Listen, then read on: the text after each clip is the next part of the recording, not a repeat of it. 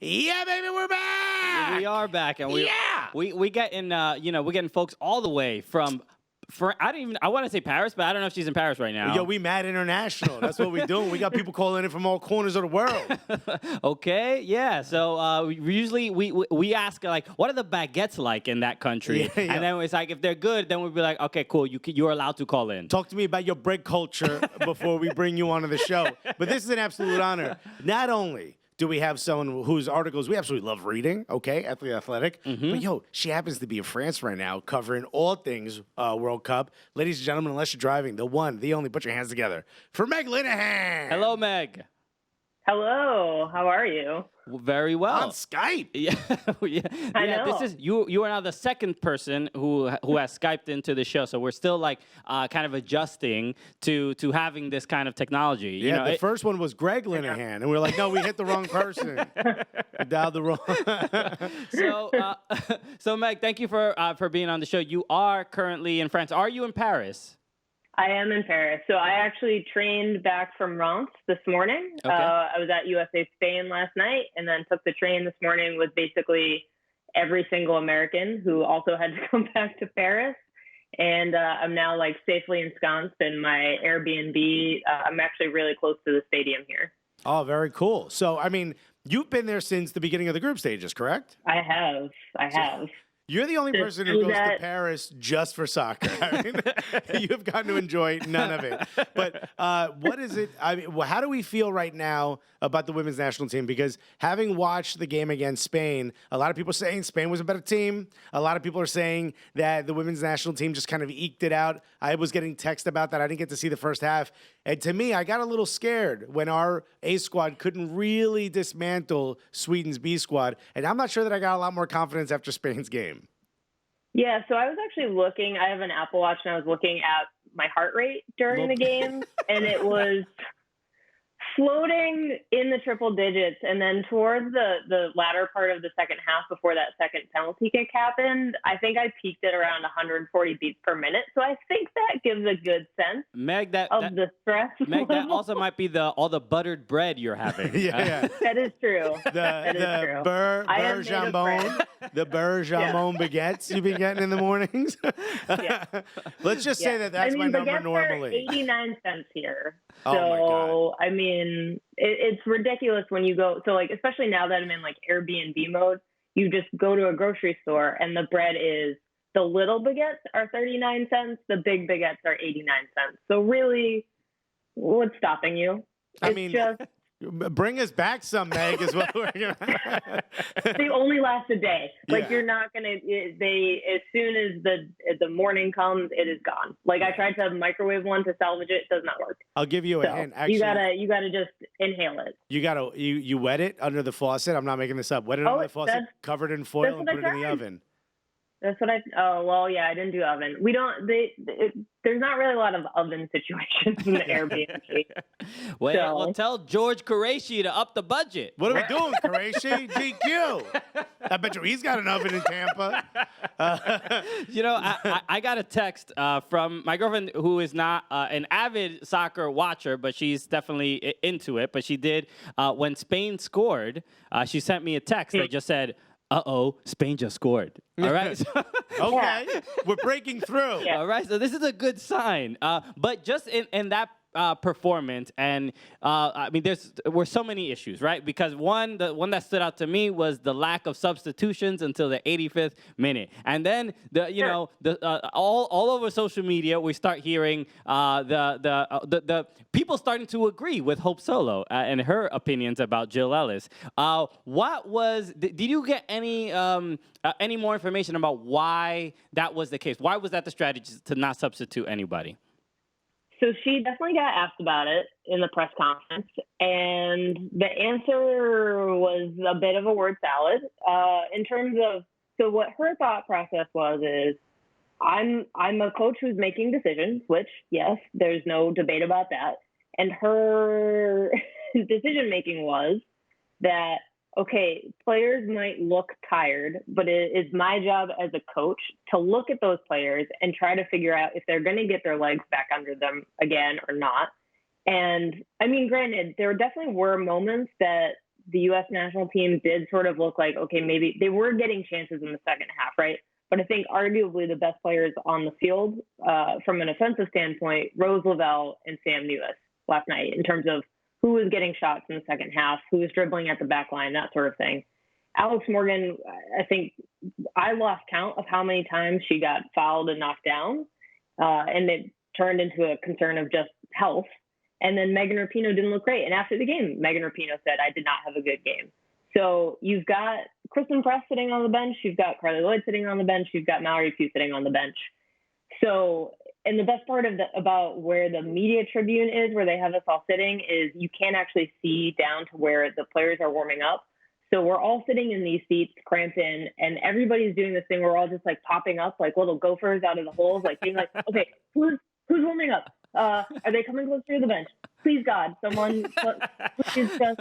It's nobody again. Force their way onto the field no, they're still doing it. Okay. And I mean, this was from the second half on. Like, I expected a sub to come on at the start of the second half, and it didn't happen.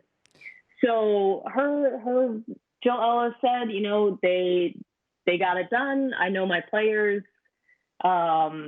Alex Morgan said she was fine after the game. She picked up that knock. She got pulled out of the Sweden game early. And then, she's saying that she's fine. But, yeah, definitely it was 90 degrees. It was not necessarily pleasant weather at that game either. Yeah. It's like a logical kind of decision would just be like her saying, oh, I know my players. Well, do you know when they're panting and tired? Like, it seems pretty obvious. Are you looking at them though? Like, I know you know them. It's like, yeah, I know you could text whoever you want, but are you watching what we're watching? What scares me is it seems the more I watch this team, especially the way Jill Ellis has it set up, it seems like it pretty much all rests on the shoulders of Rose Lavelle being able to transition defending into an attack.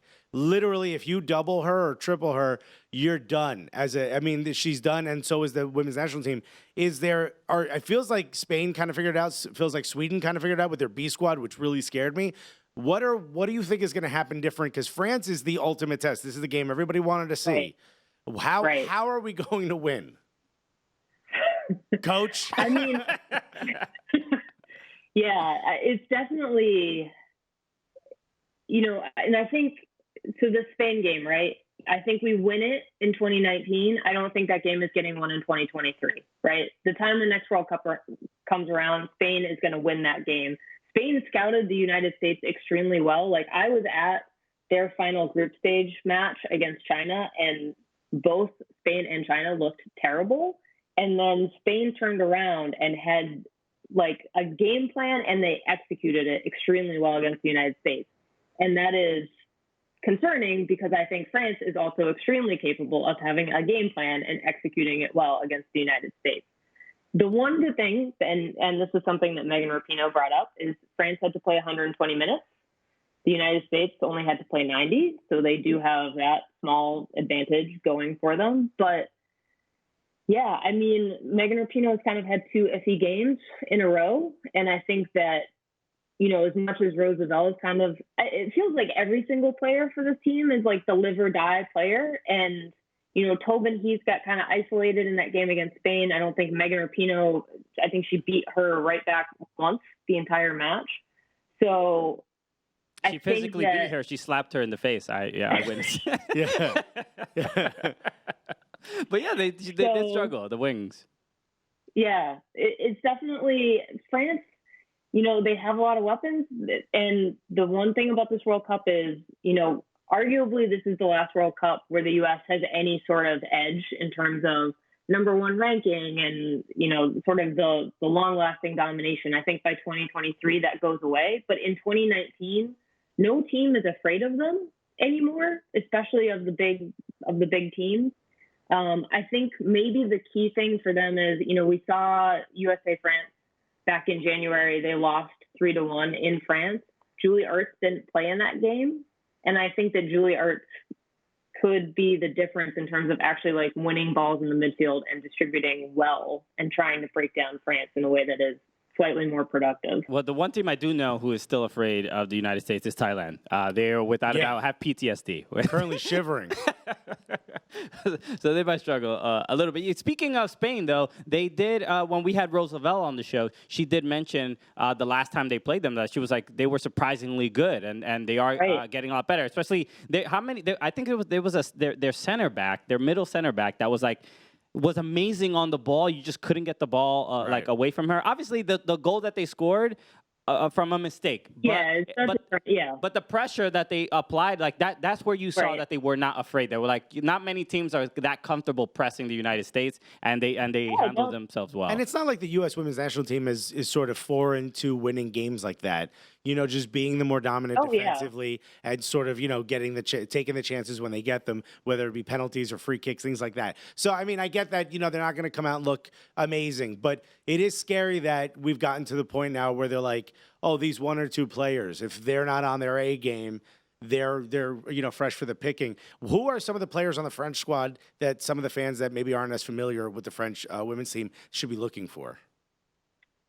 You know, I think we've seen some really great performances so far from, and my French is terrible, so I might mangle their pronunciations of the names, but Gavin has been really incredible as a forward. Like, just their entire front line. I mean, Les Sommer has had some, you know, great performances over time and is a very known entity to this U.S. national team. But, you know, they I think also work well along the wings. They also have Wendy Renard as the center back, and you know, there's no height advantage anymore for the U.S. national team in the game against France.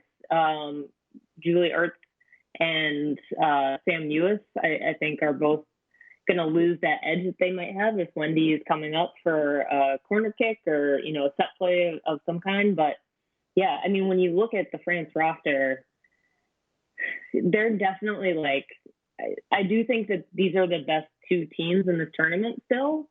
So I think that's why everybody's kind of been frustrated about the way that this bracket works out, that we're getting this as a quarterfinal rather than a final. But to be fair, like the games in Paris, it's going to be sold out. The secondary market is crazy. And, you know, I think that we've seen, I think the key player for France, and she was the key player in the round of 16 games against Brazil, Amandie Henry, who played in Portland with Thorns FC. Like, I think, you know, we talk about who we live and die by for the U.S. national team. I think that's who France live and dies by in this game. I think we've got Lindsay Horan and Henri, the sort of Portland versus Portland battle that could be really fun. Okay, I'm interested seeing was it Delphine Cascarino, I believe that's her name. Yeah, Cascarino. Because she reminds me a lot of Tobin Heath, and they have a very like similar style. So it should be at the very least an entertaining game. I just hope to not have the level of the heart rate that you were having throughout that game. I think it's going to be. I think, the best thing, and I think this is what Megan Rapinoe is referring to after the game is, she wants it to be a spectacle, but I think if both of these teams just go at this game at 100% and they're just like, screw it, we're just going to go for it and have it be this like crazy open end-to-end sort of action, like this could be one of the best games we've ever seen in the Women's World Cup. I mean, of course, there's always the potential that it could be one of the worst games that we've ever seen because something goes terribly wrong, but if both of these teams are just like, screw it, we're going to go for it, this game should be like absolutely wild. Yeah. I would pay double the money of whatever it is they're charging to watch, as Megan Rapinoe said, a shit show circus. Let's go. Yeah, that's quite interesting. If it's, I'm actually thinking of what a shit show circus would be like, and I would attend that as well. Yeah, 100%. That was a great moment in the mix zone, as everybody just kind of looked at each other like, "That's the quote." That's the quote. If anyone's gonna say it, it's Megan Rapinoe. Well, we know what Megan Rapinoe's autobiography is going to be titled. Yeah, for sure. I think one of the things that recently happened was the England versus Cameroon game. There's so much talking back and forth. The game was kind of rough to watch. How did it feel from where you were sitting? Yeah, so the discourse was definitely active for that game. It was kind of, the game itself, it wasn't great, obviously, like the actions of the players, but like, I guess, I've seen a lot of really great comments on Twitter. I think Jessica Luther nailed it really well. Lugo nailed it really well. Like, I think you can both say, like, what happened on the field is not ideal and is a product of frustration and all sorts of things. And, like, some of the stuff clearly crossed the line, and you can say it crossed the line. But also, like, now we've got this discourse of, but the children, not the children. Children Yes, are watching women's soccer. Oh, my God. Where they're ruined forever. They're just going to go out into the streets and start kicking people in the ankles and spitting on them, and it's going to be the worst thing ever. And it just, like, we see this, like, I think part of it is, so you've got Phil Neville, set him aside, but then you've got people who are just ready to, like, be like, oh, I knew it. Women's soccer has been terrible all along, and this one game proved my point, and I'm writing it off forever. And it's kind of like the Dan Shaughnessy article that he wrote after USA Thailand, where he was like, I've been waiting, just waiting for something stupid to happen so I can just, like, write this off and be like, I was right. Oh, my man opinions are so correct. And, 13-0, it's just terrible. And then, it's just this concept of, and I've been thinking about this basically since I started working in women's sports, but you get trapped in this role model thing. And it's so frustrating because, like, I always go back to that Charles Barkley ad where he's like, I'm not a role model. Don't make me into a role model. And, women who play sports are always like, not only do they have to be athletes and not only do they have to market themselves and not only do they have to promote the game, but then all of a sudden, like, it's not what they're doing on the field that counts. It's, we have to do it for the next generation. And that's where we get trapped in this, like, discourse of, like, oh, my 8-year-old child is watching and she's just traumatized because someone kicked someone. Like, yeah, I get frustrated with the same thing, because even making that example of, like, well, what are my children going to think? But it's like they're also watching, like, City Girls and Cardi B videos of twerking and, like, but no. Or they're watching, like, guys beat each other up on the field as well. It's like, what's the difference? Like, all the same. I'm saying that there isn't, there's no necessity to have this concern. Like, parenthood is challenging, and there's difficult things everywhere, and things have to be explained. I'd rather my kid push a ref who gets in her way, if I had one, than go out and do, cocaine. Okay? So are we good now? Right. Is everyone all right? I love the idea that they're like, well, this one game ruined women's sports forever. Yeah. Ask a WNBA player how she feels. I'm sure she wouldn't give you, be like, well, I mean, I might as well pack up, Everybody relax. I was getting texts after the USA Thailand game from other players in other sports, and they were like, what is everybody mad about?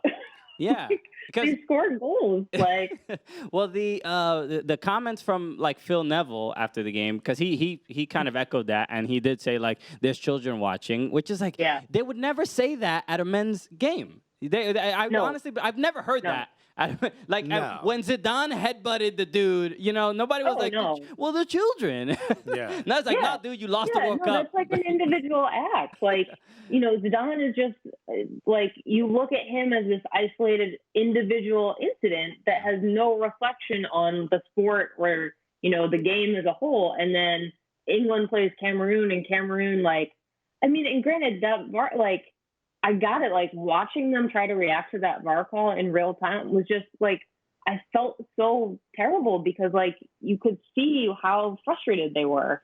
And, like, shit happens. Like, it's just, and putting it in the bigger context, and this is what I think the one really productive thing from this World Cup is going to be, is that we're finally starting to get this context of, like, looking at the Chile and Argentina teams and Cameroon and Nigeria, like, the coverage is really starting to grow around the conditions of both, like, the federation and the context of FIFA. So you get that result, and there is a productive way to talk about that England-Cameroon game that actually might help Cameroon in the future, not just react better in the moment, but also get further in the tournament. And instead, we're concerned about, like, small white children in England watching soccer. Yeah, I think it's You mean with the guy yelling the C word standing next to them? Yeah, I think we'll be fine. Yeah. But I do, even seeing that kind of passion from the Cameroonian players, at least to me, as just a fan watching the sport, I'm like, all right, now they care that much to get that upset, and years ago it might have been, in their particular country they may have not gotten that kind of support, where if maybe they wouldn't have emoted as much. Right. So it's kind of nice to see. They had 3 matches total, like at an international level before the World Cup, like 3 compared to the U.S. national team, which has had 4 entire years of a cycle to prepare and has an entire send-off series and goes to Europe to make sure that they're playing teams in Europe. Like, I mean, it's 2 different worlds. And I mean, I think that there was some really great commentary too of like, okay, yes, England, Cameroon has apparently like just completely ruined the name of women's soccer. Look what's happening in Afghanistan with the Afghanistan women's national team, with all of these, sexual abuse claims and all, like, that's where the bigger concerns are, not one individual match where like a player lost her cool and a referee got pushed, which, like, in the long run, like, hopefully this dies down and does not turn into anything, and we can actually like be more productive in the way that we're talking about women's soccer and the development of the game. But yeah, I mean, as soon as I remember looking at Twitter after that game and being like, this is going to be trash. And then it was trash. And a lot of people told on themselves. And I was like, that's about what I expected. Yeah. And I actually like the fact that we get to talk about this, because this is something that as soon as I saw it, I was like, all right, well, now more people are going to be talking about the game. We're going to hear some stuff we don't want to hear. We're going to hear some really dumb takes. But that's part of it, right? At least part of it is like, well, now you got to talk about it on ESPN, right? Now you got to bring this up. Right. And the more people that hear this, regardless of whether the take is something I enjoy or not, that means more people are hearing about the sport. More people are going to, interview the women from Cameroon. More people are going to interview the women from England. More people are going to interview the coaches. And this is all we want. We want more people talking about the sport. With all that in mind, the Cameroonian players in the last 15 minutes did go in with some wild challenges, right? Oh, it was certainly not how you want to see a player play. Somewhat unbecoming, too, to like, we're going to have a meeting instead of continue to play the game. Sure. Yeah. But maybe you could, I don't know, take a break from your meeting to finish the game. Sure. Part of the game. Yeah. And added to that, a couple quick things before we wrap up. The VAR. What has been, you are the boots on the ground for the Athletic. What is the take? Because VAR seems to, last year's World Cup, was what nobody was like necessarily angry with VAR, but it seems like every game there is some unbelievable call where it's like the rules seem different or new or whatever. What's been the reaction in France? I mean, generally the reaction when you're actually at a game is just pure confusion, because the game goes down. So first of all, like when you're actually in one of these stadiums for a game, there are 2 screens at the corners that are showing the actual game footage that have game clocks. There is no other signage within a stadium to like let you know what's happening, what minute of the game you're in. Like time kind of ceases to have meanings, and you're just kind of like, okay, this is happening. Like, and in the little media area, we get screens that have the replays and stuff like that. But like, it's really hard sometimes to actually follow the flow of a game while you're in the stadium. And when those reviews happen, like, if you're not actually like looking at the referee, it is extremely easy to miss it at points. So usually there's like confusion, or if it's like a clear thing, like for instance, the penalty call, the second one in the Spain game, there is an immediate and extremely loud reaction. And then it like dips for a few minutes while like, it's just like, you can feel like the energy just being like, okay, which are we going to be really mad? Or are we going to be really happy? How's this going to go? Yeah.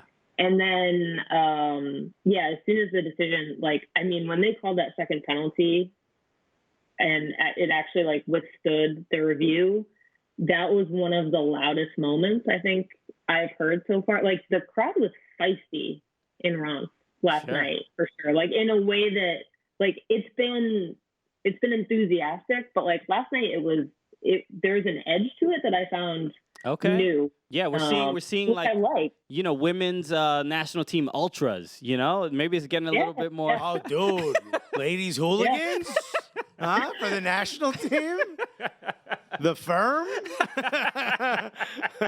Might be interesting. I'm into it. Yeah, so it was definitely like it got loud, but in terms of the actual review process, like I think it has been a little frustrating. I know so FIFA is having a little press conference tomorrow to allow media to ask general questions about refereeing. Mostly WTF, yeah. So we will, that should be an interesting one. I really hope they live stream it because I'm very curious. But in terms of the actual, like, there have been questions about the handball rule. There have been questions about the fact that the offside flag doesn't come up because they want to let the play kind of run its course, and there are dangers associated with that. There's the actual process of it. And, part of it, too, is that it has really disrupted the flow of the game because first, like they get the little earbud in. They're like, okay, I've got something. And then it takes them another 2 minutes to actually like run to the video screen. And then they've got to run to the video screen, watch that. And then, okay, yep, I'm still hearing things from the little control room. Got it. And then you get the decision. So it takes a very long time. And that's, I think, where, we're starting to lose the human element, even though ultimately the referee is still making that decision.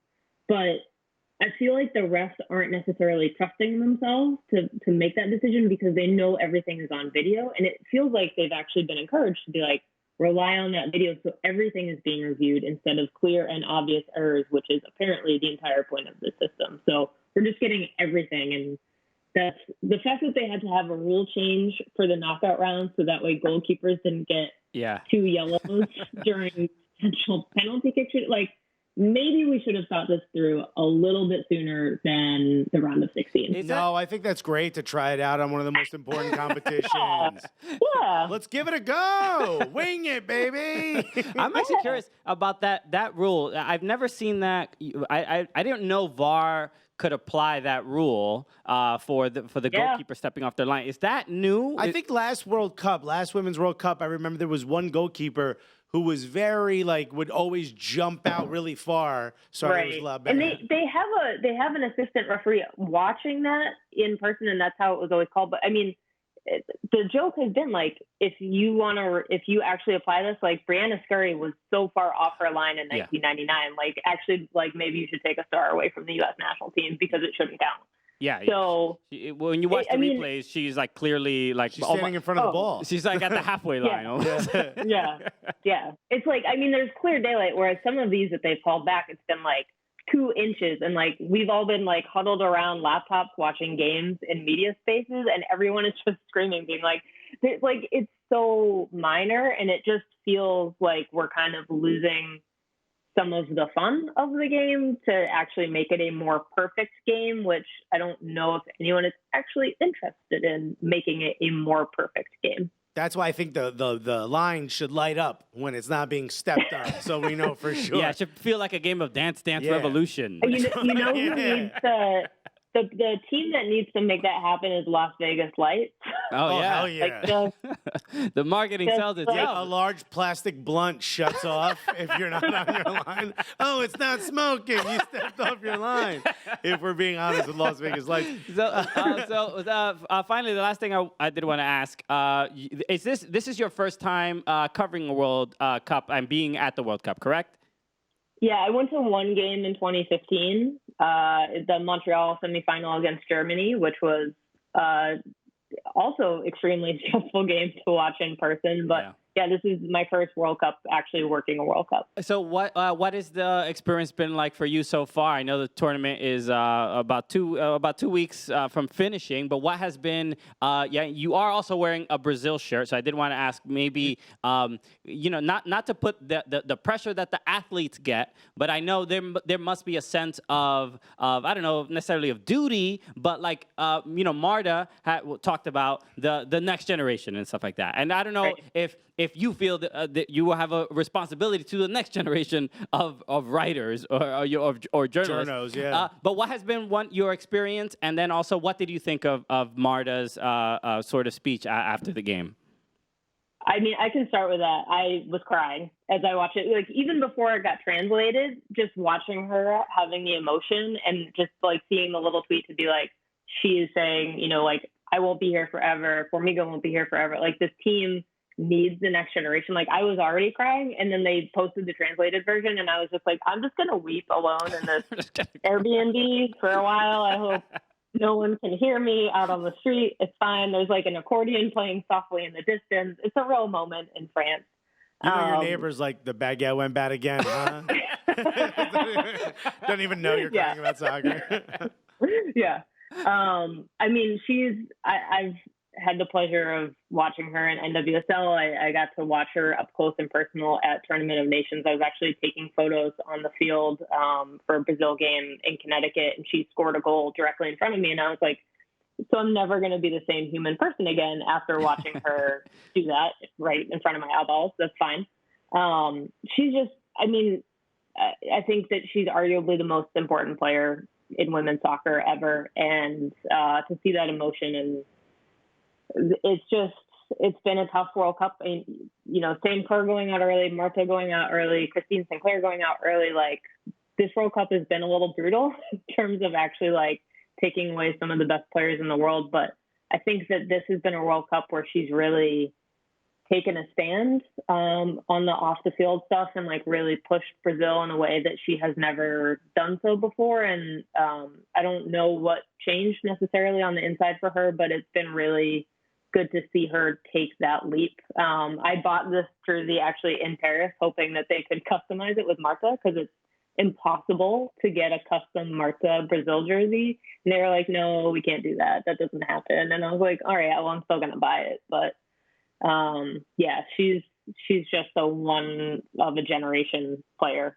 And it's like, I just hope that she keeps going. I don't think she's going to make it to another World Cup, but she might. And yeah, definitely emotional. As for the journalist part, so it's kind of funny because I've had this talk with a few people. I don't know if anybody else actually has my job in the United States. I'm a full-time women's soccer writer, and I only write about women's soccer, and I actually like have a salary and get benefits to do that. And that job doesn't exist for anyone else. Like, there are people covering the game, and it's either part-time or they're covering it as part of like a general soccer or sports piece.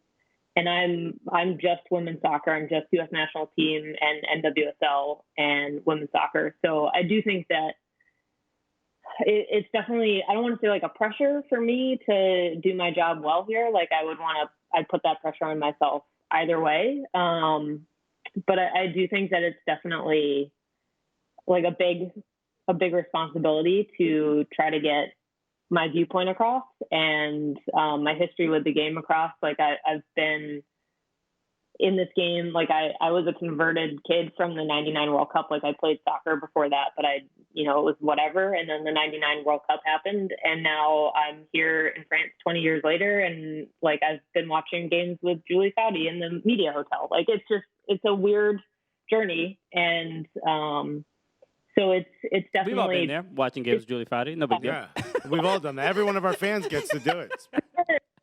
So here's a great story. So like, the third group stage game, we were in this weird hotel that we were calling the Overlook Hotel. There were paintings of clowns near the media workroom. Like, it was just, there was an empty theater up above the media workroom that we explored. And we were like, this is haunted. It's cool. But they had a tram because the hotel actually had like two sets of buildings on either side of a little river, and they had a people mover that went from one side of the hotel to the other. And the first or second night that we were there was a huge thunderstorm, and everybody had just like brought over their laptops to work. And so we were like, we can't walk outside. We have to take this thing. And so there were like 9 or 10 of us crammed into this thing. And Julie Foudy's in there with us, just screaming like, Meg, if we die, tell my kids I love them. And I'm like, I'm going to be dying too from a lightning bolt tram in like a hotel in the middle of nowhere, France. We're both going.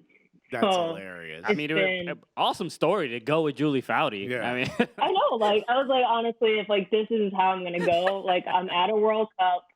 It's a lightning storm. I was trying to protect my laptop. Like, it's probably the most me way to die. Yeah, that's the most sports journalist way to die. Yeah. Survived by her MacBook. Yeah. I was just doing it to protect my laptop. That's fine. I got a solid draft in there. I got to finish it up. Yeah. She tweeted her goodbye. We're all on our phones recording it. Like, we're like, all right, well, it's going on Instagram. And if we make it to the other side, then we're good. And if not, well, everybody's going to know. All right. Well, we're going to the grave with a lot of likes. Yeah, so it's all good. We're up the gram. Oh, we just got verified because of how we died. It's pretty dope. Last question I have is, what do you think happens on Friday? What's your prediction? I am probably leaning France at this point, but I do think that if anybody's going to beat France in France, it's going to be the U.S. national team. I think whoever wins this game goes to the final. But right at the moment, I think I like France's chances a little bit better just because, the last 2 games have been a little bit shaky, but also, I mean, U.S. national team in 2015, like, they played kind of terrible until that semifinal, and even in the semifinal, they still had moments. And for them, that's a team that can come up with big recoveries, and they don't mind having terrible wins if they're still moving along. And I think they're going to come out swinging. And right at the moment, I'm leaning France, but I still think it's really a toss-up. Okay. Right. Well, look, they don't take the trophy away from you just because you won ugly. Okay. Let's get that trophy. So, Meg, you are working on an article this week. You want to tell people about it? And how they could reach out and help you sort of coordinate that even a little bit. Yeah. So I've done a mailbag already here in France. So basically people send questions. I'm open to anything U.S. national team, World Cup, NWSL, general life in France so far, whatever people want to ask me about. And just you can tweet at me. I'm at It's Meg Linehan on Twitter, or you can dump them in the comments of my last post at The Athletic. But I'm taking my first day off tomorrow. Very excited about that. You earned it. Yeah, I'm really excited. Even though it's a heat wave, like it's going to be 90s all week in Paris, but I'm very excited to have a day off. Cool.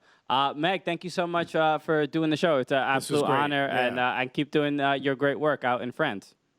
Yeah, thank you. And maybe at some point I can actually see you guys in New York City. Come to the studio. You're welcome anytime. Anytime you're here.